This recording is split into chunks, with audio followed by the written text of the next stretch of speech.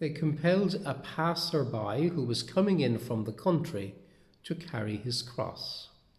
It was Simon of Cyrene, the father of Alexander and Rufus. Then they brought Jesus to the place called Golgotha, which means the place of a skull. And they offered him wine mixed with myrrh, but he did not take it. And they crucified him and divided his clothes among them, casting lots to decide what each should take. It was 9 o'clock in the morning when they crucified him. The inscription of the charge against him read, "The King of the Jews." And with him they crucified 2 bandits, one on his right and one on his left. Those who passed by derided him, shaking their heads and saying, "Aha! You who would destroy the temple and build it in 3 days. Save yourself and come down from the cross." In the same way, the chief priests, along with the scribes, were also mocking him amongst themselves and saying, "He saved others, he cannot save himself. Let the Messiah, the King of Israel, come down from the cross now, so that we may see and believe." Those who were crucified with him also taunted him.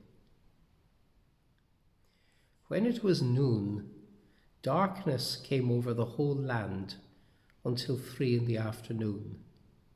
At 3 o'clock, Jesus cried out with a loud voice, "Eloi, Eloi, lama sabachthani," which means, my God, why have you forsaken me?" When some of the bystanders heard it, they said, "Listen, he is calling for Elijah."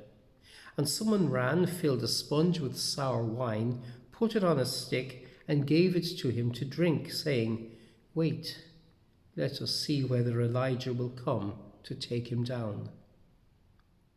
Then Jesus gave a loud cry and breathed his last.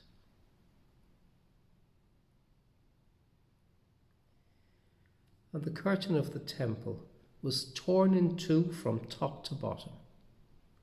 Now when the centurion who stood facing him saw that in this way he breathed his last, he said, "Truly this man was God's Son."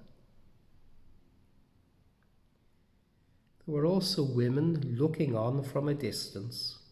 Among them were Mary Magdalene, and Mary the mother of James the younger and of Joseph, and Salome.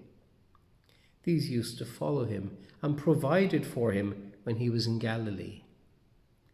And there were many other women who had come up with him to Jerusalem.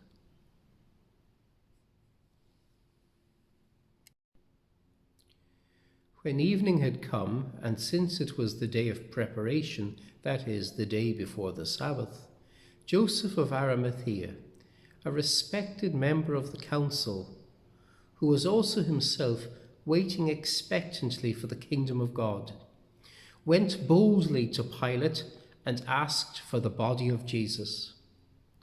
Then Pilate wondered if he were already dead, and summoning the centurion, he asked him whether he had been dead for some time. When he learned from the centurion that he was dead, he granted the body to Joseph.